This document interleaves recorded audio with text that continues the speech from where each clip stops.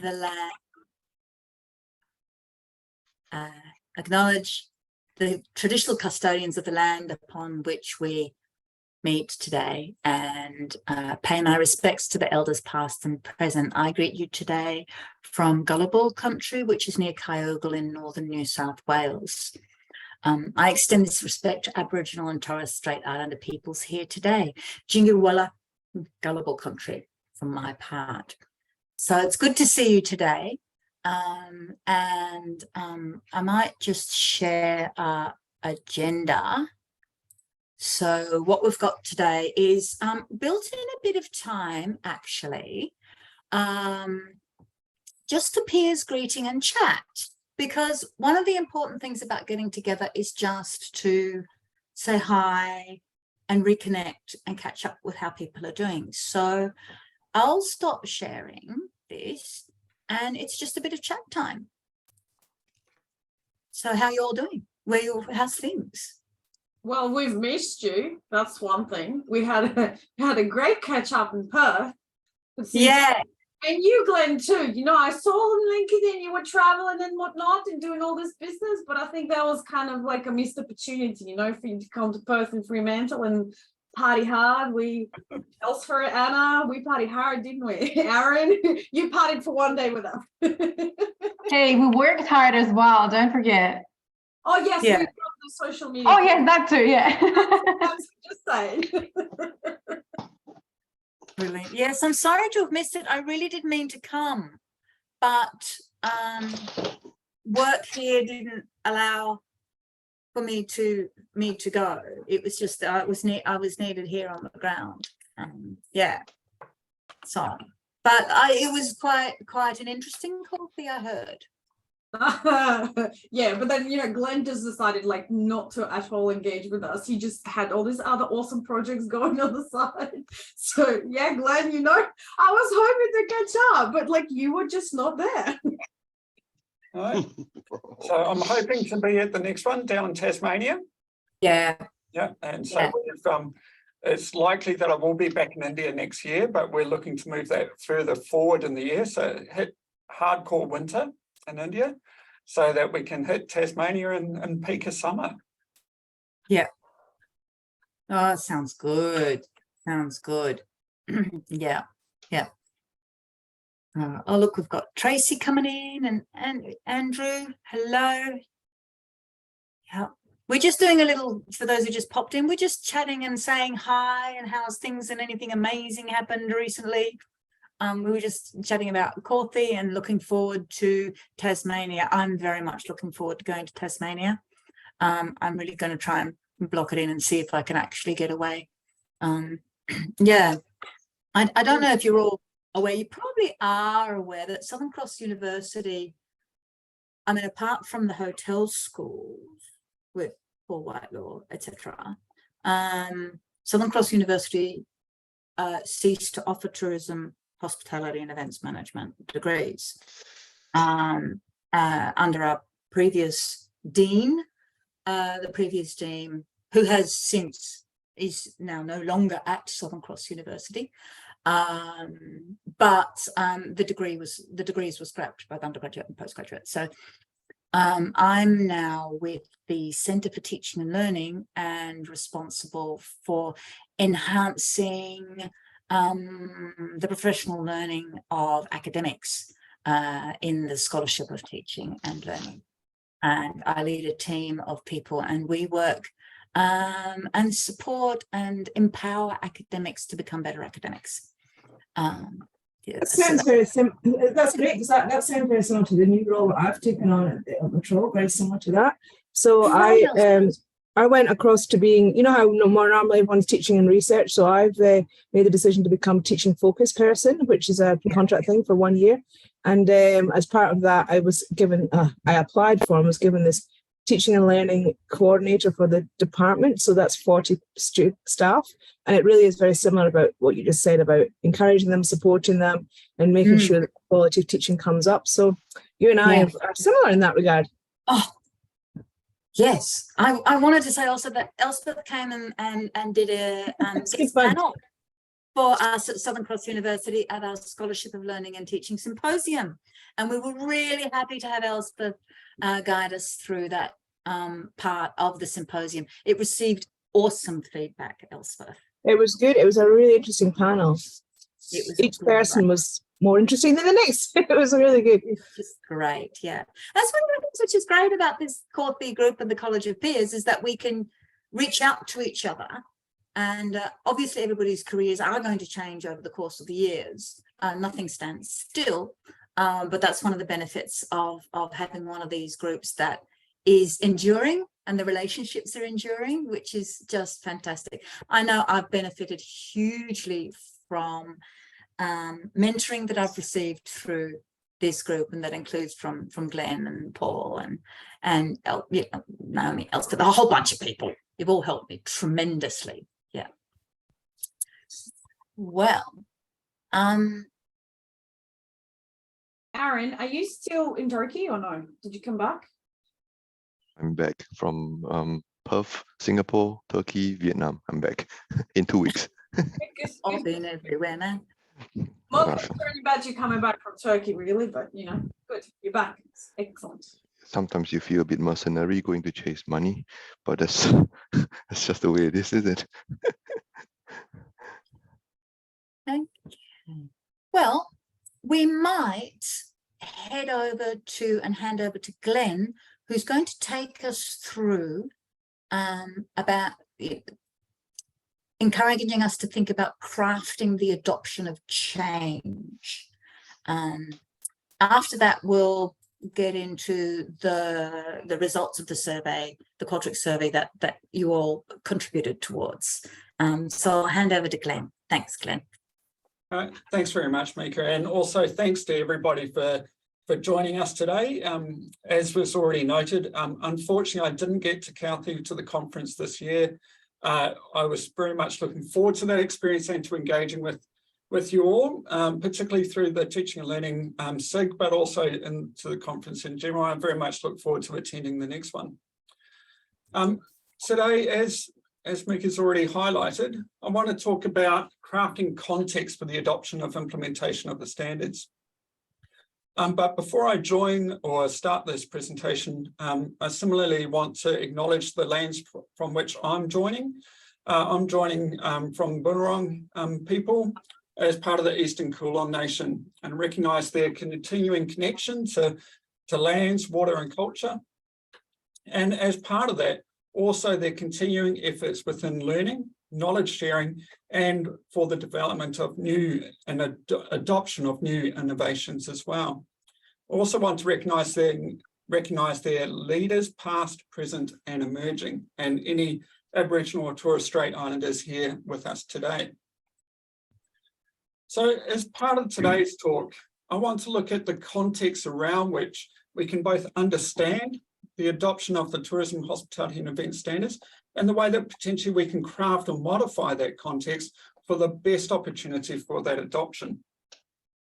So in doing this, I'm going to present two models which we can influence those contexts for others' adoption of the standards. And particularly, I want to focus on the role that we have as leaders of the space, of the standards, and how this can then translate within our own institutions. So moving from the College of Peers to the institutional adoption. So these two models are first going to be diffusion of innovations. And for each of these models, I'm going to draw out a broad description of those models and then highlight some specific nuanced elements, which I think can provide us with insights as to key points that we might need to consider in our development of these within our institutional settings. So first, diffusion of innovations. So this was developed by Rogers back in the olden days, and he was looking at the diffusion of social innovations. So these are basically systemic changes to our society and how these are developed and adopted within those societies, and what are the means for change. Within these, he identified 4 key elements. One was the innovation and its characteristics. Second was the way and by who it was communicated. Third was the timeframes they were looking at. And fourth was the larger social system within which this innovation was going to be embedded. Now, through his research, he identified a range of different aspects within each of those 4 categories, as noted here on this slide. What I'm going to focus on is particularly innovation and communication, and I've highlighted these with the plus and the minus signs. So for the innovation, what he's identified is that really important is that the innovation is advantageous, that it's compatible, that it's to a lesser extent trialable and observable. And it's really important that the innovation is not complex. Now, with the demonstration of being advantageous, compatible, trialable, and observable, it's more likely that the innovation is going to be adopted. The more complex it is, the less likely it's going to be adopted. Then related to this is in communication. Now, you divided this into groups of communicators, being homophilious and heterophilious. So basically, homophilious are those that are within our social system or within our change group, and heterophilious being those that are outside or external to our system. And particularly for those internal to the system, what he noted is that opinion leaders and their adoption and their promotion of the change or the innovation were really important, but also having the support of change aids is really good. What he found that was bad for the adoption is that innovators promoted the change. Now, this might be quite interesting since we're talking about the adoption of innovations, but what he's highlighting here is that innovators are seen as deviants. They're seen as the outliers within a social system. And so if an innovator has an idea, they're seen as somebody that will have a different profile to us as the general public or the general members of the system, and thus be less likely that that innovation would apply to us or be able to be implemented for us. So what I want to do now, focusing on innovation and communication, is just look at these in a bit more detail.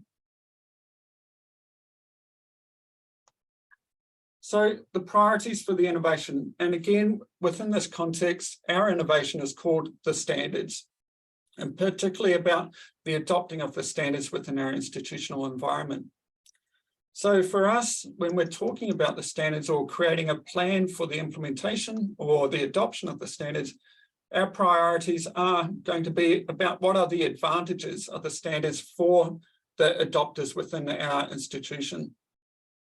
So we want to really be thinking about is what are the different things that can aid and provide benefit for the staff that we're going to be communicating with, that's going to provide advantages for their work and for what they do. And this then links into the second high priority, which is compatibility.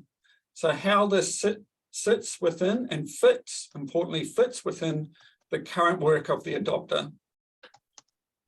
So when we're thinking about the innovation, it's going to be really important to be thinking about quite actively about what the advantages are and how this is compatible to the work already being undertaken within our institution.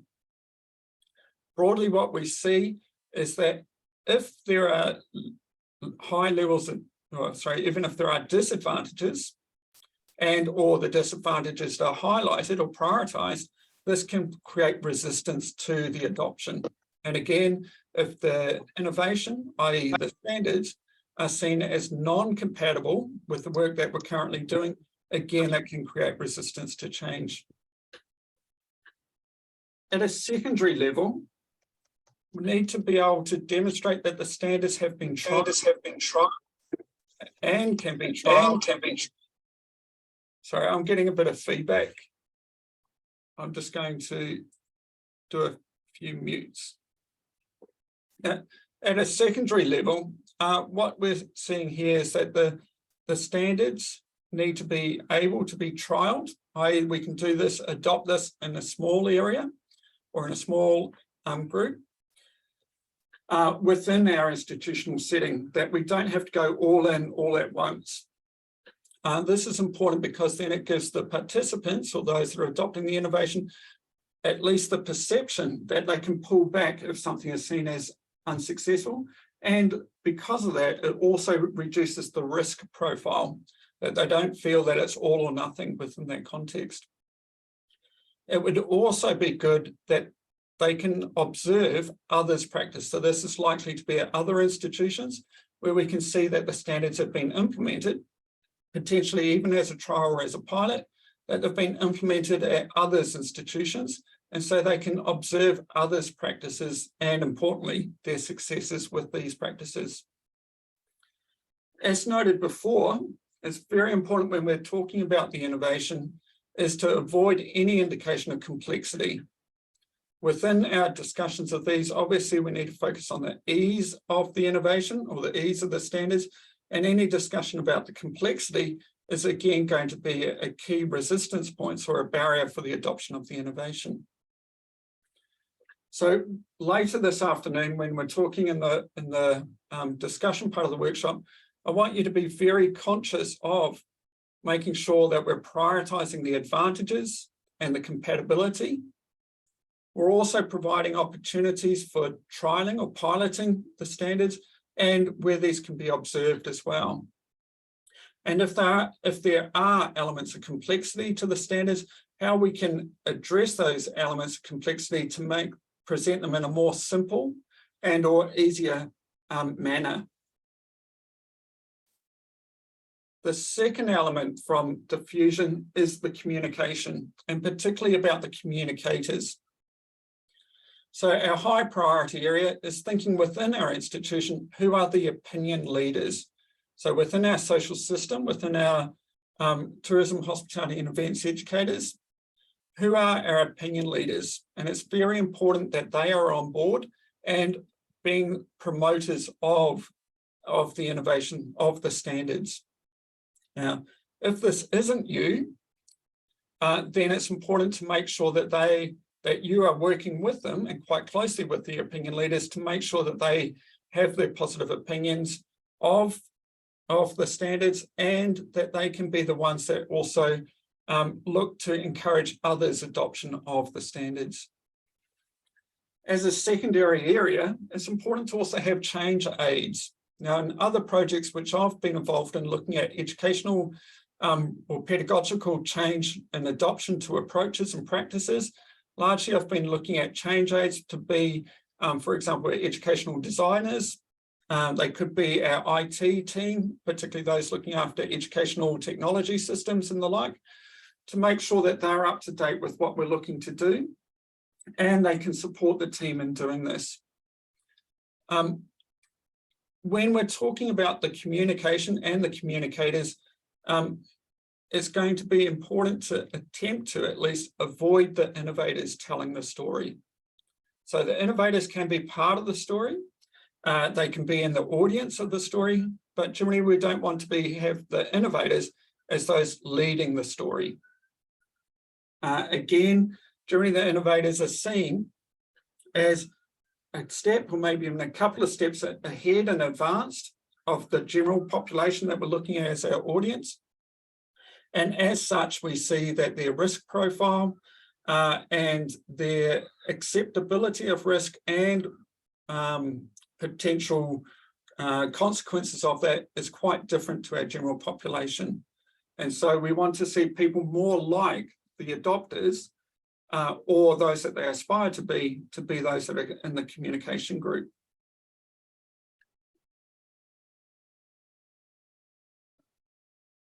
So again, when we come to the rest of the afternoon session, think about when we're talking about the communicators, who are the opinion leaders within our institutional group? Who are the change aids that we'll need and can support the adoption? And also, who are the innovators that we might want to positively marginalize within this discussion? So the second model that I want to talk about is the theory of planned behaviour. Now, this is Ashen, and what he and his colleagues presented is a means to understand the way that people move from their attitudes to their intentions to their behaviours. And again, I think that this can be quite informative to sensitise our attention as to what we need to prioritise or to emphasise when we're thinking about adopting change within our educational context. Now, the theory of planned behaviour, as I mentioned before, moves from our attitudes to our attentions to our behaviours. And what we highlight here is that behaviour is not inherent or automatic. Instead, there is these foundational elements to it. And it's important to deal with and to create the environment for these foundations for a behaviour to occur. At an individual level, this deals with the individual's attitudes. At a social level, it talks about the norms of the social group, the subjective norms. And also at the individual and collective level, we're talking about perceived behaviour control. And basically what that means is the capacity to implement the behaviour, both in having the capability, but also in the opportunity. This then turns into intention to implement a behaviour, but it's really important, particularly when adopting an innovation or adopting a change, is moving that intention into behaviour. So what I want to do now is just elaborate on each of these, the key points that we might want to focus our attention to.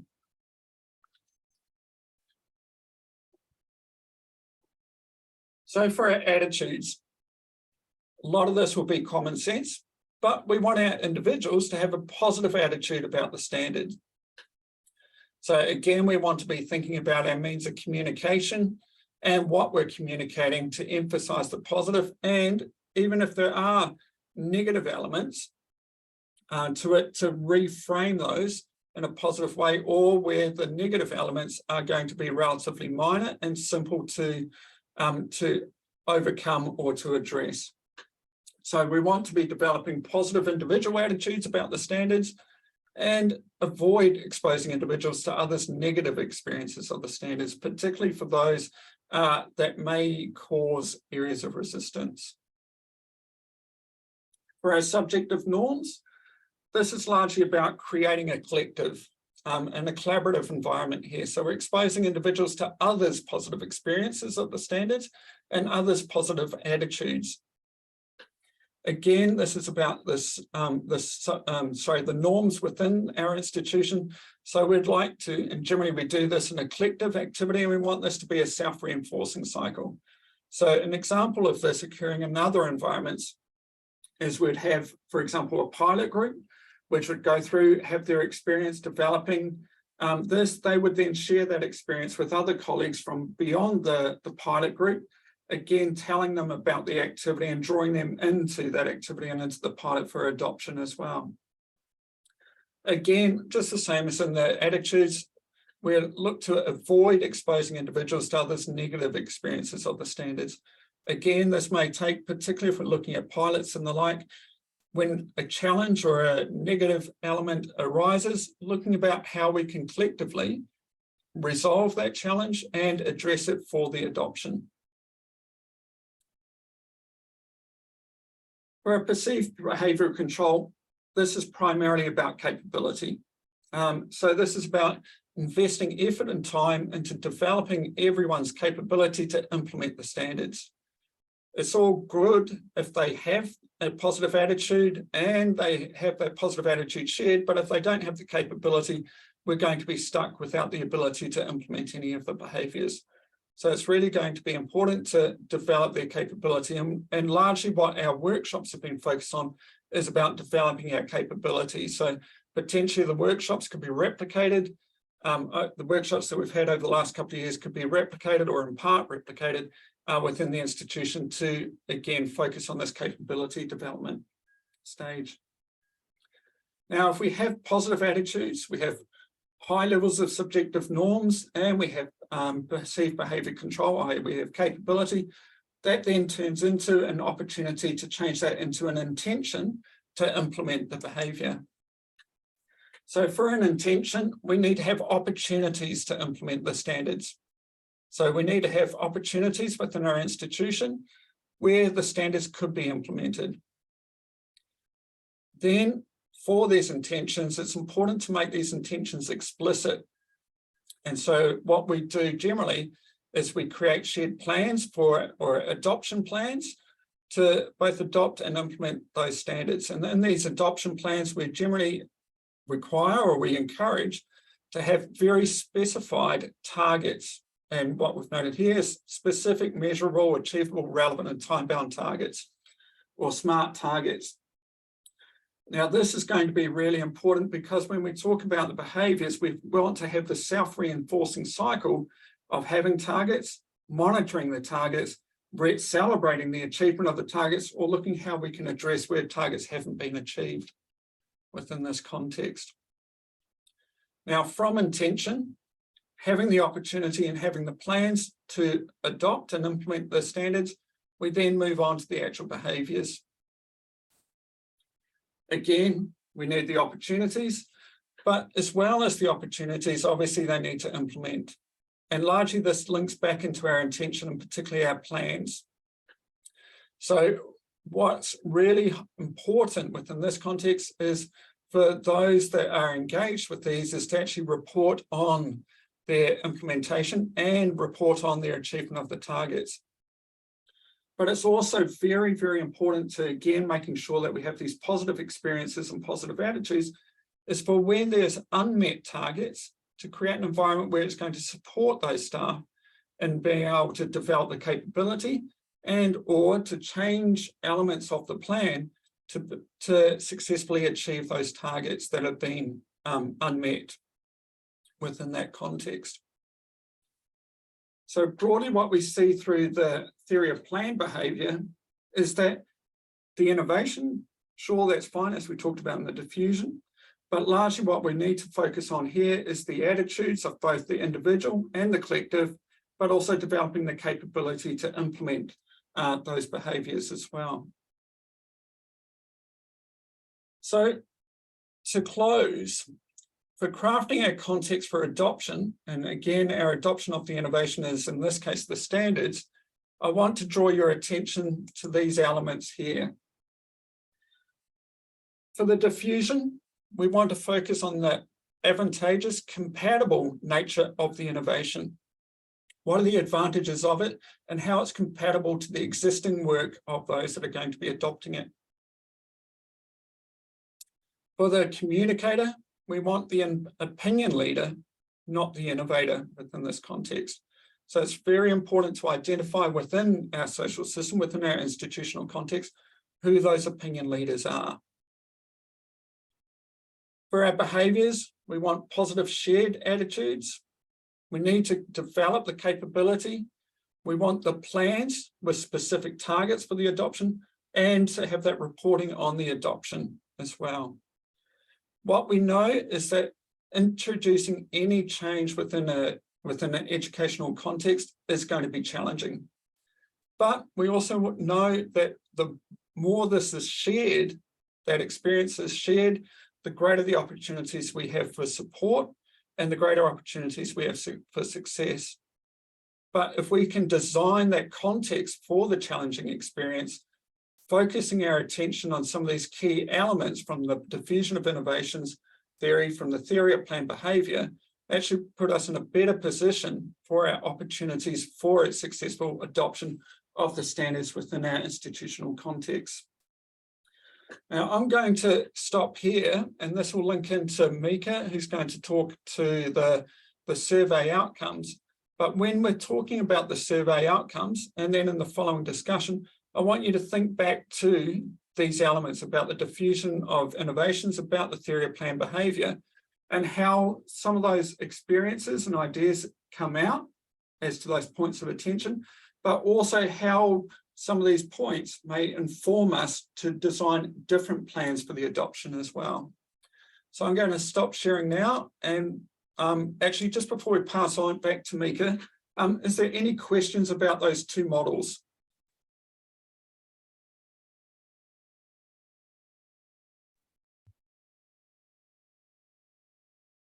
No, seems to be all good. Thank you, Glenn.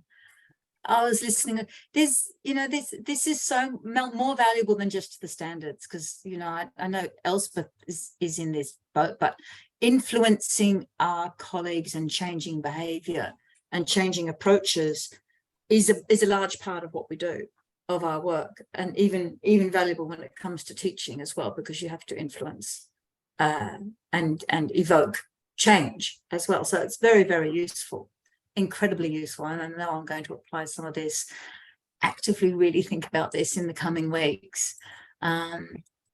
Yeah, just really handy. Yeah, sorry, Mika, whilst you set up, I'll just note on that. So myself, and I've encouraged our team, when we're thinking about, particularly about industry adoption of our research, we use these two models as the basis for our engagement experiences. So be these workshops, be these seminars, etc. Design them and for the implementation of these as well. And we've found it to be, I wouldn't say 100% effective, but we've found it to be more effective than our previous approaches as well. Yes, just so handy because it's such a big part of our jobs. Geez, it's about moving people, isn't it? We move people. Yeah. Okay, well, I'd like to thank you all for engaging with the online survey. And I know you're interested to see what other people explored. And yeah, so I'll head straight into it, really. So the first question was about how have you promoted the adoption? And what I've done is I've summarized. I can, obviously we can share the full document with everybody later if you would like it, but this is a summary of what the responses are. And most of the questions were open-ended, space to place comments, and this is what we've found. So the promotion, as you can see, sort of like that is kind of about the communication side of things, where the innovator is possibly not the person pushing the promotion, but here you can see some very useful stuff about it being embedded, and internal committees. There's been active meetings discussing the importance. There's workshops.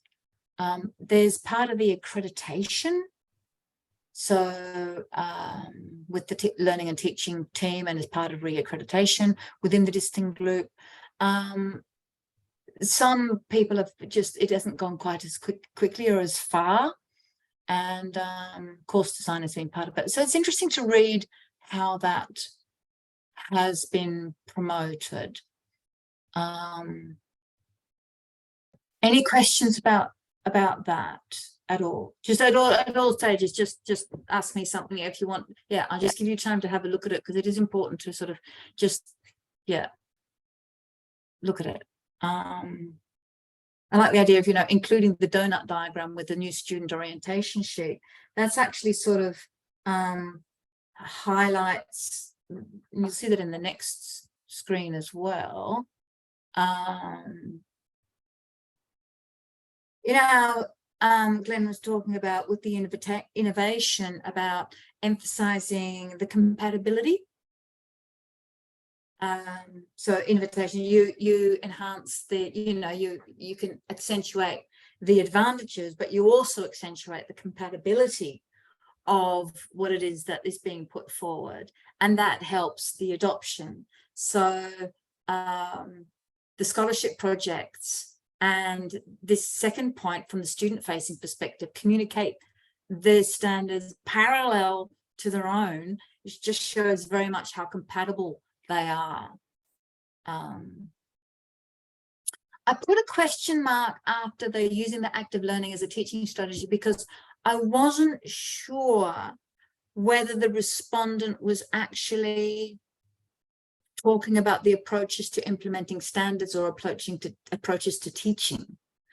And if the person who wrote that was replying about approaches to teaching, then that's my fault for not being clear enough in the question. So if I have led that person astray and you are here today, my apologies for not being clear in the question. It was approaches to implementation or introduction of the standards rather than approaches to teaching. But yeah, so that's, I'll wear that one. I'll put the donut model, the donut diagram up there in the top right-hand corner so that you can see, in case you'd forgotten what the donut looked like. I do like the word the donut. Yes. Yeah. One of the big successful drivers also is, of course, AACSB, quality assurance, new courses, implementation in curriculum design and curriculum policy at that curriculum level. And I've just been talking about a chapter that I'm going to write too about the importance of curriculum design and how it influences the student experience. And I think, I'm very positive that the tourism, hospitality and education standards will positively enhance the student experience. But one of the key ways of doing this is actually to embed it into the curriculum and getting it at the quality assurance stage and starting to filter it in through there, such as through AACSB and through constructive alignment is a helpful way of doing this, because they're very strong. Their standards are very strong in terms of constructive alignment. And I'm happy to talk about that later if anybody wants to pick that up. So, communication there, we work together to implement what we learned. Yes. What approaches from the most challenging? The aspect of interdisciplinary inquiry as part of the standards. Time's always a hard one. A comment was that it's tough without practical measures for students, such as formal clinics or placements. So we've got work experience. Some of you have an active sort of engaged industry experience, work experience, internship type of thing for students, but not all not all degree providers do. And this comment again was important. I think that one was related more to teaching, and again that would be me not making the question clear enough. But I think that applies also to the implementation of the standards, is evaluating and adjusting the approaches we take to see that they are effective in meeting the needs of our colleagues and those responsible for curriculum design and innovation. Because if it's not working, there's no point hammering your head against the wall. There's perhaps different ways of doing it. Challenging, forward thinking from colleagues working in curriculum design, and very few disciplines have a formal threshold learning outcome set. Again, that falls in line with constructive alignment of curriculum,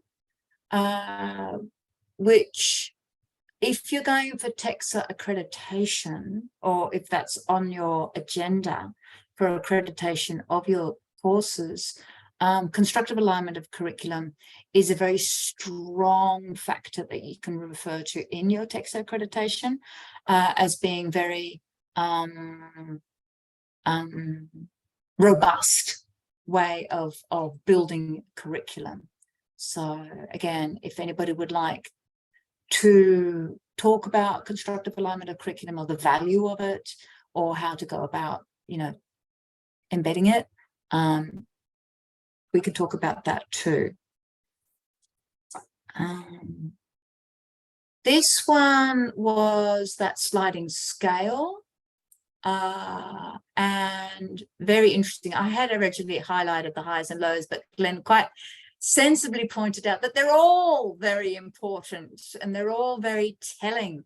So we've got the minimum, the maximum, and the mean of the responses on these. And so we've got advantageous and competitive. I'll let you give a moment to look at it. Just have a look at it. So some of them have a very large range. Time frame has a huge range from right now till future, distant future.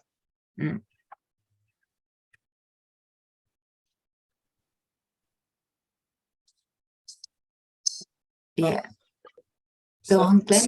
Yeah, so what we should also identify here pretty quickly is that a number of these characteristics link into the diffusion of innovations.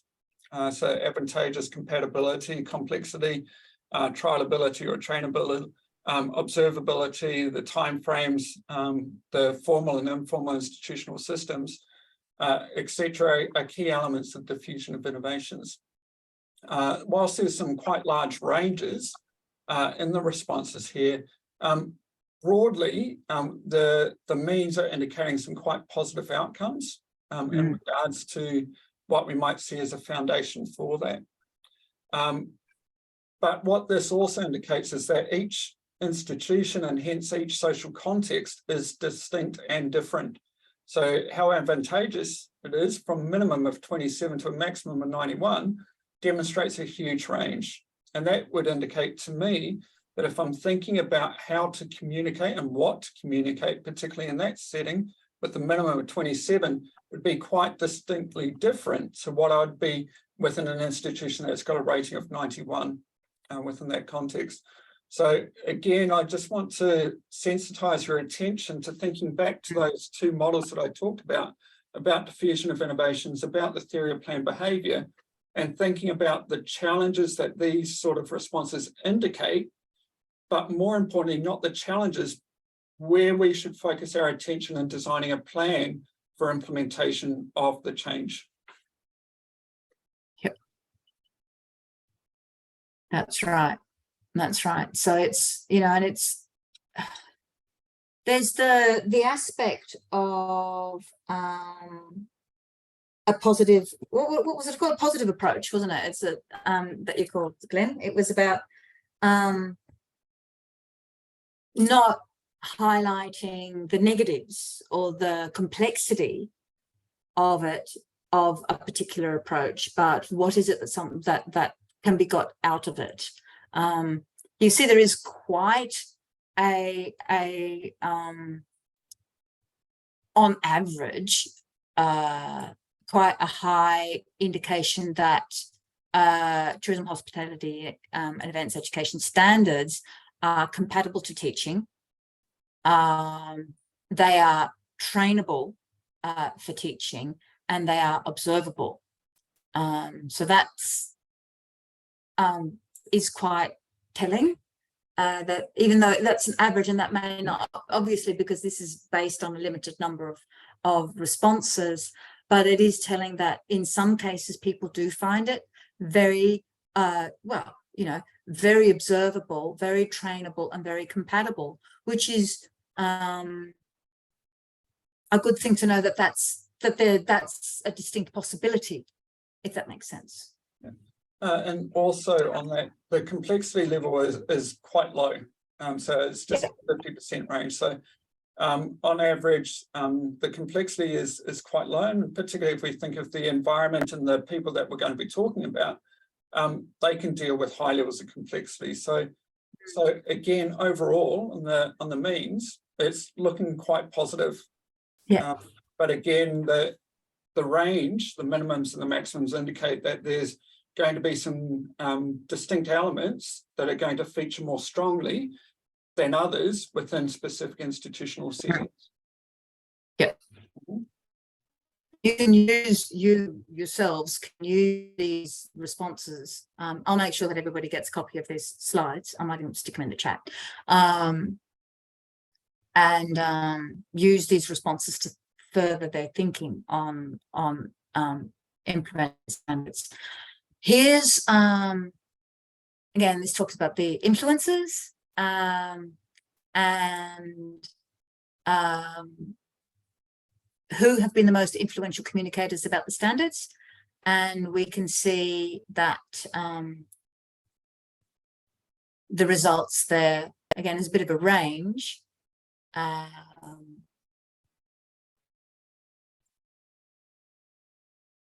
The internal, external to the team ranges from 30 to 75. Internal, external to the institution, higher, 51 to 80.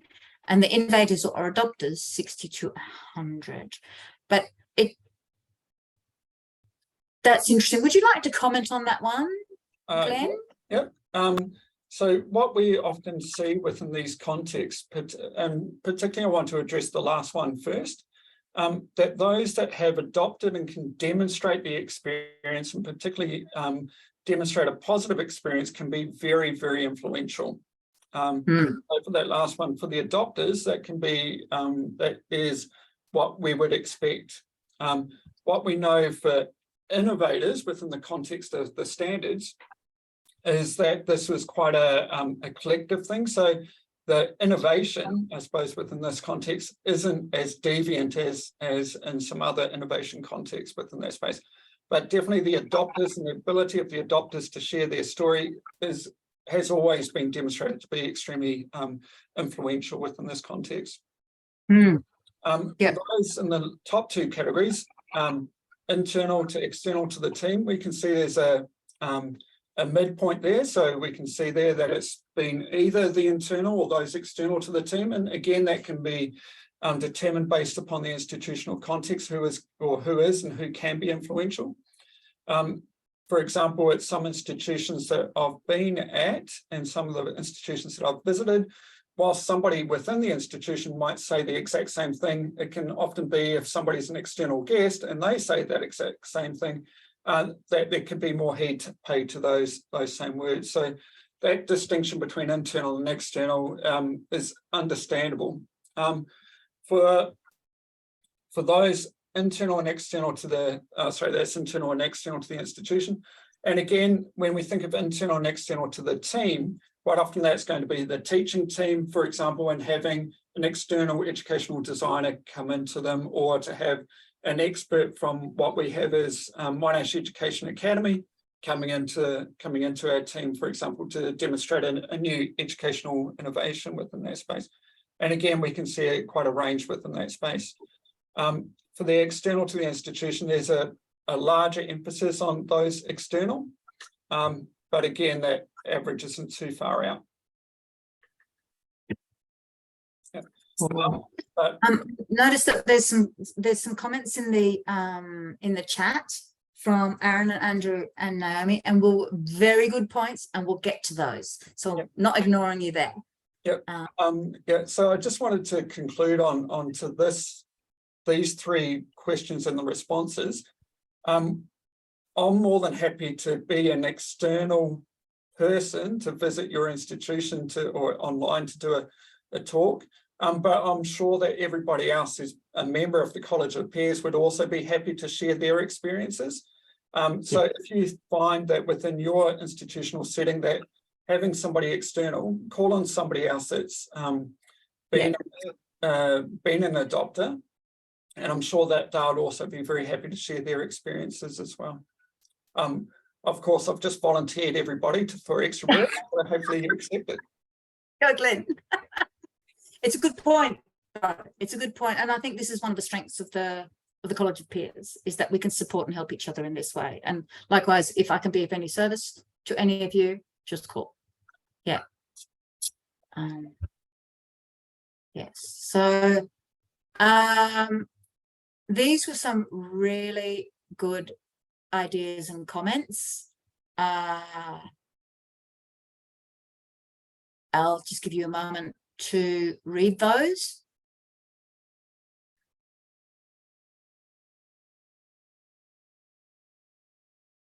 The highlights are mine, by the way. Bolding, I mean.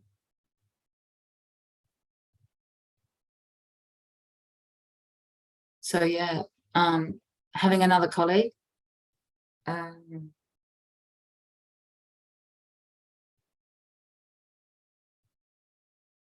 So there's support there. A course leader who's familiar. So the internal knowledge and purpose is high. Understanding enablers and barriers. There's a lack of autonomy. Yes, that relates directly back to this perceived behavioural control, the capability. And that links straight to what Glenn was talking about, how lack of autonomy is in fact this perceived behavioural control is very low and the capability is very low because there's a perceived lack of autonomy. What helps is going through a reaccreditation process, making things more visible and relevant to students and program learning outcomes. Anything you'd like to add to these, Glenn? No, I think that they're broadly self-explanatory. I think there's a theme within parts here, which is that accreditation and that design process, that if going through those processes, then it's much easier to integrate the standards. But it also indicates some of the potential barriers within this. And again, these are points which would be good for discussion in our next stage, when we start thinking about how we can design a plan for the adoption using the models, but also being informed by these responses and the experiences that others have had trying to do it. Yeah, excellent. Yes.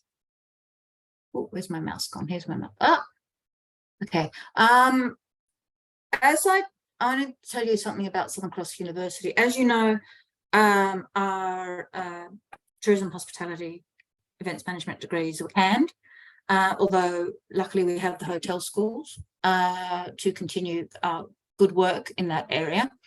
But now that I'm with the Centre for Teaching and Learning, one of the aspects of my responsibilities are to, where I can, influence university policy and procedures for improving student outcomes. And I was given the brief to, I picked up that our moderation, we've got to work with lots of partners, and some of you do as well, work with different partners. And we had these archaic moderation guidelines, which riled me. And they were so archaic that they were asking academics to package the hard copies of the student assignments and post them to the unit convener from the marked versions. It's like, that's how old it was. Post, Her Majesty's Post, really. Anyway, so I undertook to rework the assessment moderation guidelines, and I based them very strongly on the work that you all have done in the College of Peers with regard to calibration. So basically, these assessment moderation guidelines are referred to as our calibration guidelines in the common parlance, because it's based hugely and strongly on calibration, which is the process we went through when we were looking at establishing our understandings of the various aspects of the standards. And this is got a link. So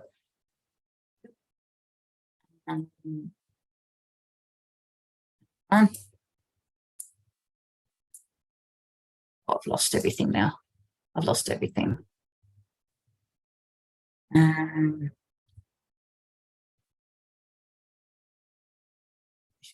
we go. I shall stop share and I shall share this. And here we go. These assessment moderation guidelines are all about improving student outcomes by using academic calibration, because it's about implementing and facilitating ongoing calibration process for all academic staff involved in teaching and marking a subject, including all those from locations of partner college. All this comes directly from us, from you guys. Also, the work we've done with the constructive alignment of curriculum, that's part of this as well.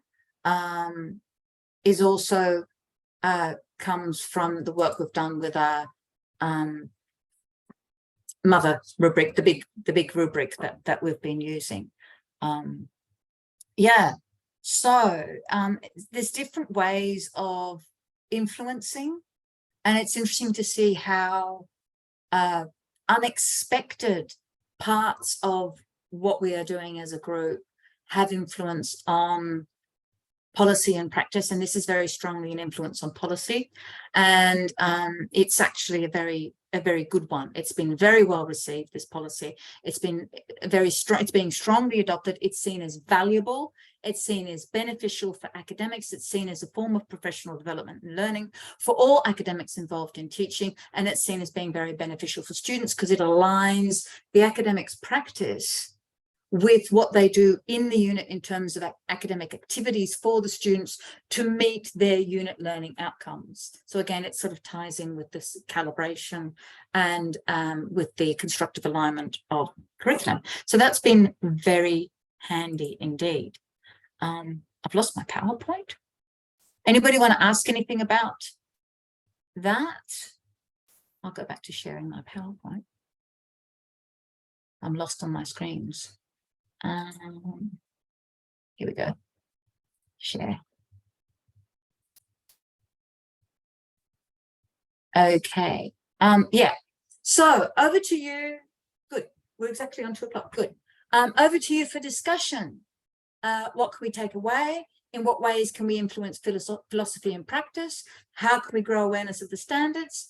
How can adoption and implementation be further stimulated at our institutions?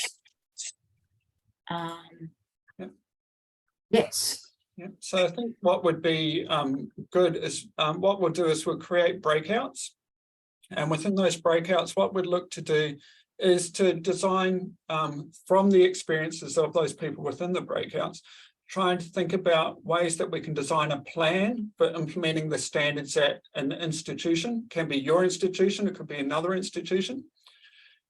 Thinking about the models that we talked about, the diffusion of innovations, about the theory of planned behaviour to draw our attention, and then using the experiences to where we might be more sensitive and prioritise our attention elements within that space. So what we'll look to do is to send you out to breakout groups for about 20 minutes.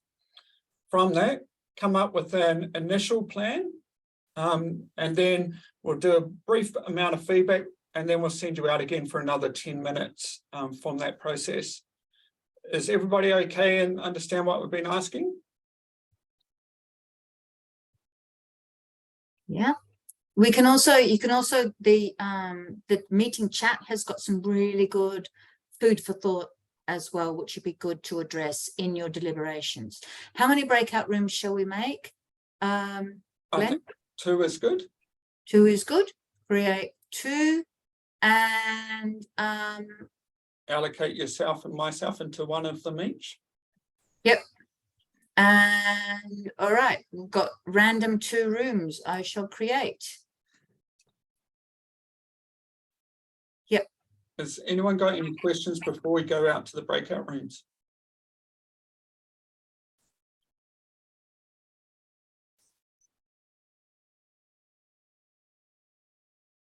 Okay, we've got 2 rooms. You can join room 1 and room 2, and I'll.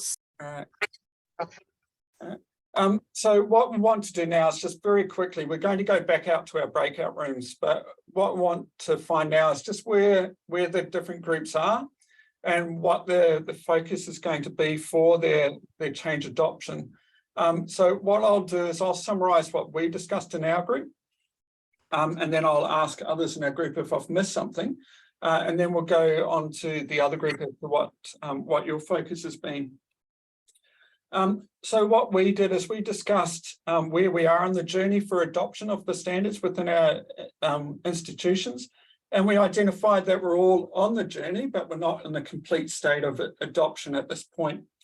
And so for that, on our various stages, what we also highlighted were the different challenges and barriers that existed along that journey. And in particular, we focused on one barrier, which we're going to elaborate on in our next breakout session, which was the need to transition the standards into the classroom. So one of us within the group had already been able to, or their institution had been able to transition into that stage. So they had got this adoption, but we're seeing this as a barrier for another member whose institution was having that point. So we decided that we'll focus on that element and look to address that adoption challenge for our afternoon investigation, both drawing on the experience of those that have gone past that point, but also linking that back into the diffusion of innovations and the theory of planned behaviour for our action points within that space. We also noted some other challenges that sit around both within our institutional settings and systems, but also more broadly into the educational context within different countries as well, as to how important or how much of a priority standards have within that space. Any other points to note, Jonathan, Anna, Andrew?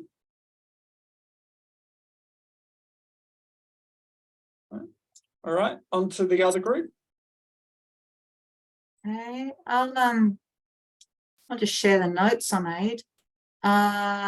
Excuse the spelling, it was all done blankly. So it kind of grouped into 3 different areas. There was conversation around industry, conversation around students, and around the universities themselves or education providers.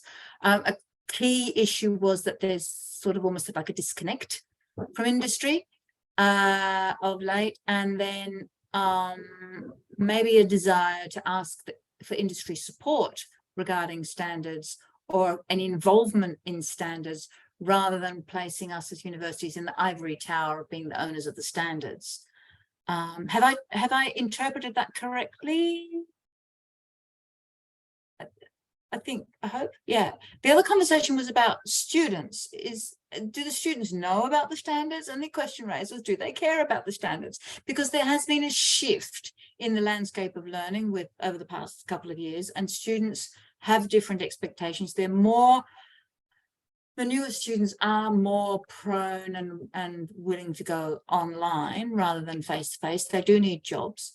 We did talk about Bob McKirch's interviews with graduates, you know, why that, and I'm not familiar with the paper, but it was raised, this query about why are we doing this degree at university when I could do this in the workspace or TAFE? Why are students doing our degrees? I mean, there has been a shift in the tourism and hospitality and events management degrees at the regular sort of government national universities is declining, and there is a concomitant rise in private education providers, and a lot of the private education providers have already gone through accreditation, so I'm not sure how many still do need to go through accreditation, so it's about re-accrediting maybe.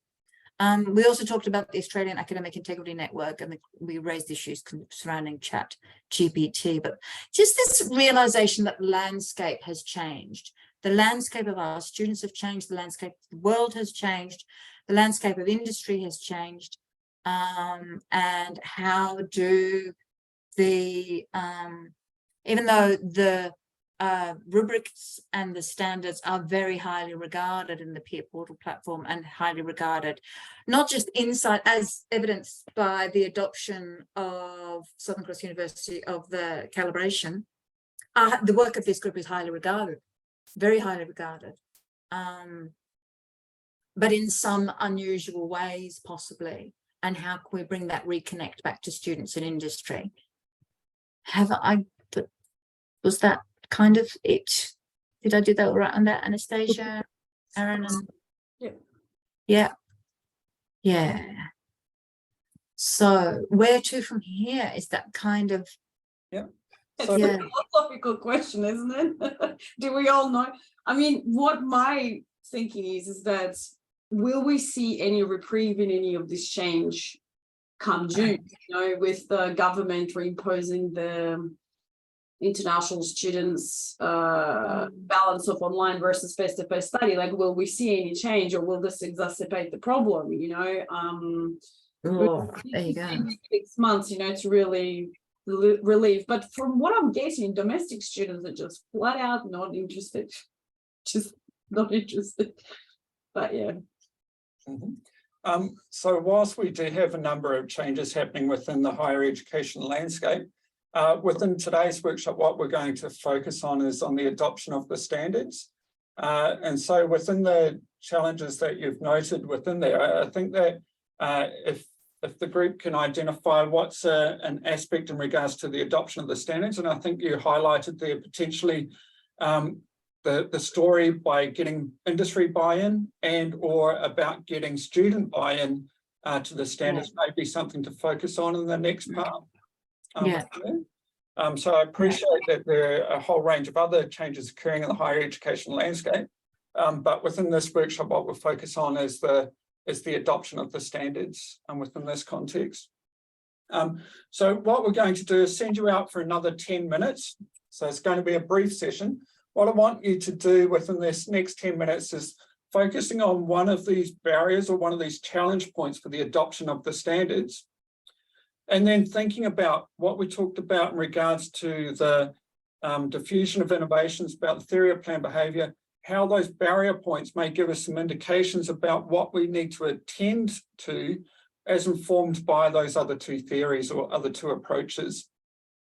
So for example, if it is about getting student buy-in to the standards, what is it that we need to think about in regards to the innovation, i.e. the standards? What is it that we need to think about who's communicating with them and to them? What we need to think about attitudes, about their subjective norms, about their capabilities, their attention and their behaviour within that adoption. And that can also, and often will, include staff as academics, but also a whole range of support agents around that process as well. Okay. So is everybody okay with what we're going to do in the next 10 minutes? Okay. All right, I'm going to send you back out to the rooms and we'll see you back in 10 minutes. Is that New Zealand behind you, Anna? Is that New Zealand behind you, Anna? Yes, well, until the Perth conference, I kept saying that the New Zealand Coty conference was the last one that I attended face-to-face, and I just got stuck there. I never never went back home. I'm still there, and yeah, but I should probably change it to Fremantle now. No, I'm happily. New Zealand's just brilliant. Oh, it was amazing. Yeah, the Perth was really nice as well. Yeah. Great work on the plugs. That's brilliant. The recording will record those. But what we're looking to do, just come back as summary, and before we close up, we're looking to finish this session by 3 o'clock. It's just to report back on our action points, or to what we discovered through thinking about the challenges that we face. So I'll just summarize pretty quickly for our group. So again, the key challenge that we had for adopting or implementing the standards was the transition from our institution having these as embedded within our unit guides, within our course, etc., and transitioning this into the classroom. What we identified is that the educators were on board, and so that was great for that. They were the key opinion leaders, particularly within that classroom setting. However, what we also noted there is that our change aids, particularly those that also support the students in the learning, such as the librarians, the learning skills advisors and the like, were not up to speed with or not aware of the threshold learning outcomes. And so one of the actions that we identified was upskilling them with what the threshold learning outcomes were, and then how they link into the learning within their unit. So that was action point for Monday. We also went through the theory of planned behaviour, and we identified that our explicit communication of the threshold learning outcomes would not only raise the awareness, but also through raising the awareness within that socialised environment would also create the subjective norms for the positive attitudes. And having these shared also across other units within their course would also maintain that socialisation of that learning. And linking that into the assessment program would then also develop students' capability about not only familiarity with the threshold learning outcomes, but also the ability to demonstrate them and obviously to behave as them as well. So our key action points were: one, talking to particularly our change aids, the library and our learning skills staff about the threshold learning outcomes and about embedding them within our learning program. Number two was about making the threshold learning outcomes explicit within our learning settings with the students. And number three was making sure that this was a shared conversation across multiple units within our programs. even if it was limited to those programs within our department, within our major.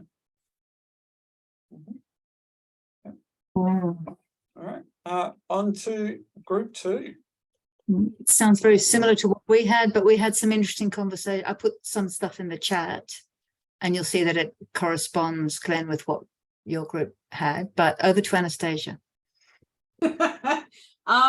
We building on what you would have talked within your group and just the points that you've put up in there in the chat. I sort of asked over a rhetorical question around like, so what are we expecting the students to kind of see going, haha, you know, this is amazing, you guys doing CORTI standards, like, you know, what is it that we expect the students to do? And sort of I put it in a context of saying that once you embedded the thresholds into a course, the course launches, and we're not necessarily standing there and telling the students that we have taken the domain thresholds, embedded into a curriculum, like we don't tell them all of those things, right? And so that eventuated into a different kind of context, saying, well, the students obviously need to see some value, right? And the value needs to be communicated through the institutions and the industry, obviously, but what value are we placing on the domains? And then I came up with an outlandish idea that maybe as a survival mechanism for such a great community that we have right now is that we could consider doing accreditations as part of CORTI.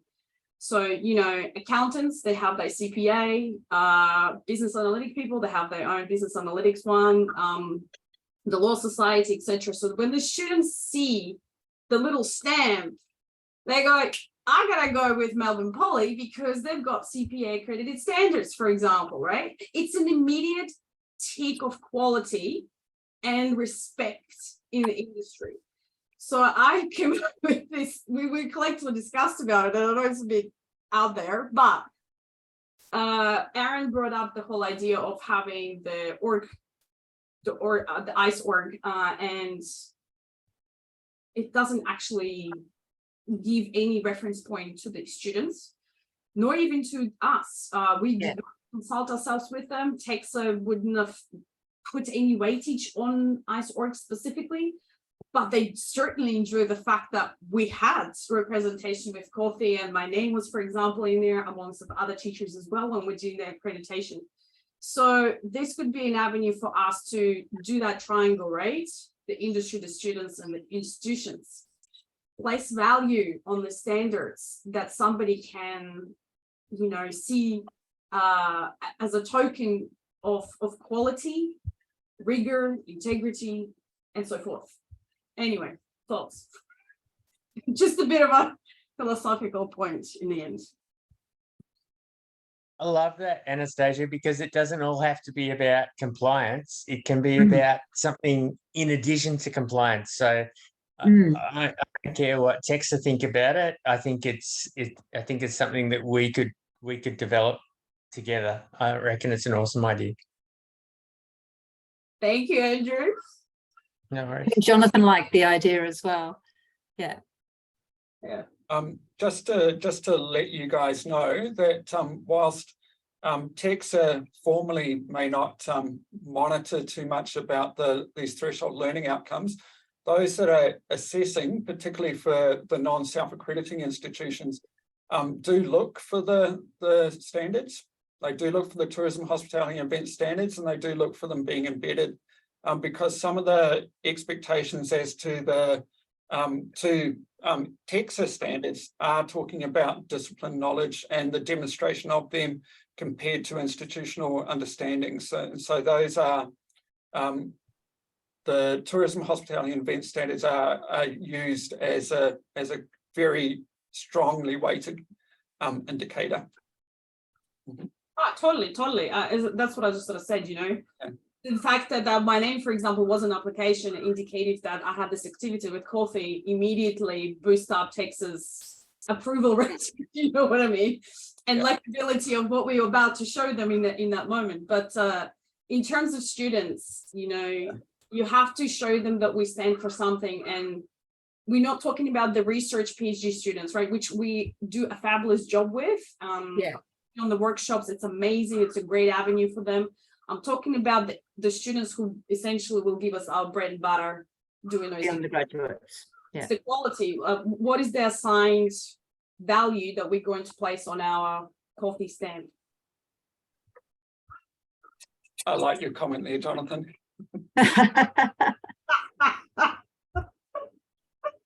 It's Yeah. about communication, isn't it? It's about communication.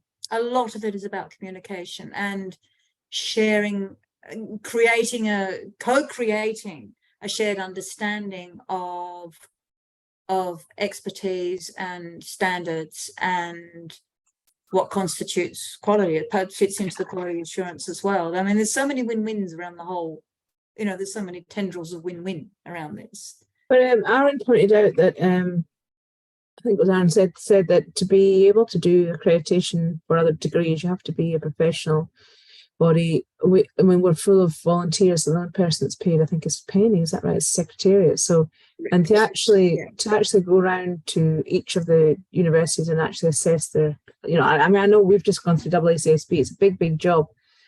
And what happens if you decide, like I was saying about in our breakout room, we're talking about UQ and how UQ already has the AACSB EQUIS EPAS combo, whatever it's called, and would they be interested in being that? And then if they didn't have the accreditation from coffee, what does that mean? Or does it mean that we're all lesser people and they're more?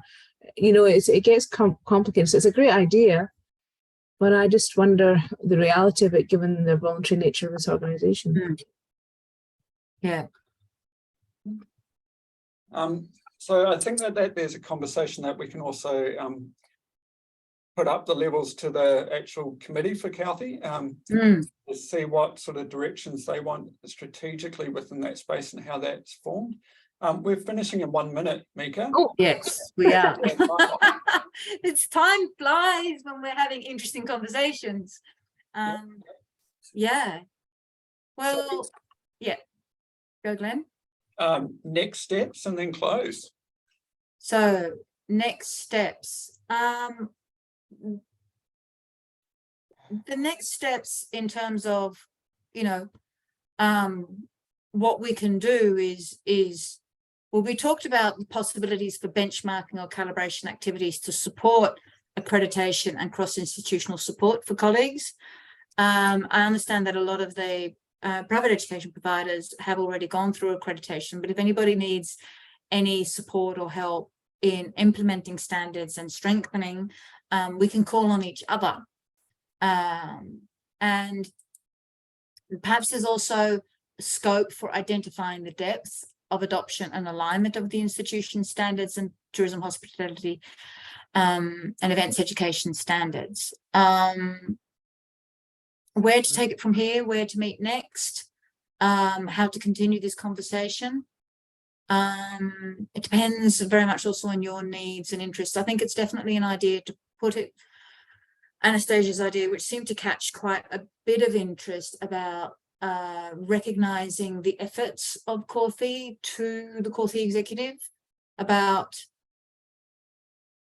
recognition, not to say, formal accreditation, but somehow. Yeah, I don't know. What do you think? Over to you guys. Can I just make Sorry, I suppose you go. I was going to say that we were changing our automatic signatures recently, and we were very, very told that we had to be very, very strict about what we put in our automatic signature. And I asked, can I put the Corthy logo?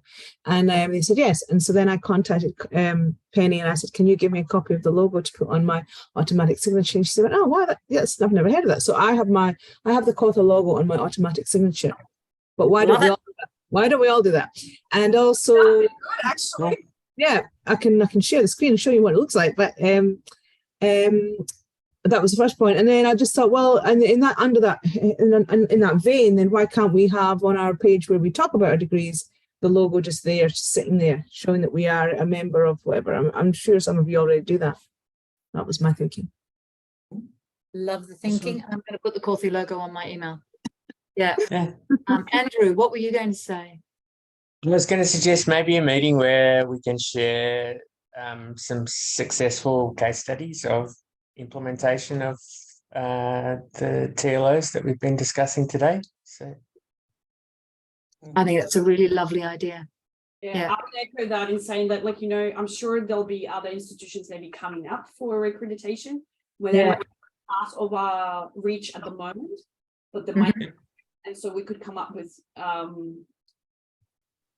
more about coaching, I suppose, style sort of workshop to teach them, not to teach them, but just sort of show to them how it would look like. I certainly did that with a lot of other institutions as well. We share the knowledge among each other aside from this forum. Yeah, that's a good idea too. I mean, all this sort of stuff, if you put it in your own, you know, curriculum vitae and that sort of stuff, it does help towards your own promotion possibilities, capabilities, and things like that. It's good for your own professional learning and development. Yeah, just us doing this is good. Oh, we're going over time. So just coming back, so those two other points that you noted before about, so one was broadly about those cases of adoption and the like, which links into what Andrew was saying. The other one, which is about benchmarking, came out of, I think, the last workshop that we had, which was in regards to particularly institutions going up for re-accreditation and the like, with the need to benchmark both to national comparators and to international comparators. But part of those challenges within those spaces is having the information available.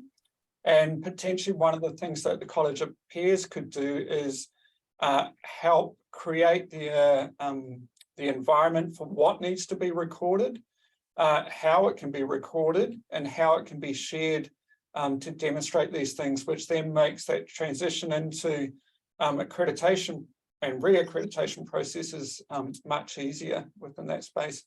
And also noting that these benchmarking are not just limited to non-self-accrediting institutions, they also link into self-accrediting institutions. Yeah, there's a lot of compliance for us as well. Well, that sounds like a good idea and a good note to end on. So perhaps we will reconvene in or around the mid-year in 6 months' time, and then before then we'll share some ideas about, you know, coming together to share some successful case studies on fresh ed learning outcomes and talk further about the benchmarking and support. In the meantime, if anybody would like support on any front, we've got each other to lean on, which is great. And I think also good to talk with executive, Coffee executive about a bit recognition and strengthening. So what was the word you used? Anastasia, so that we don't atrophy. We don't want atrophy. No atrophy. Yes, I love that. That's very good. So with that, I'd like to thank you very much. And just a quick question, is anyone here still on the Calthy executive? Aaron, you're still on it? All right, yeah. So you've got a delegation. A delegated duty. Aaron, you got succeed again. I know, like I left the conference and then I came back as secretary. I'm like, what? What? Yeah. Good. Okay. All right. So, yep. So all of that there sounds great. So we look forward to seeing you mid-year. Yes. Look forward to seeing you mid-year. And thank you, Jonathan, for getting. Bye. Thanks. Bye. Thanks, guys. Bye.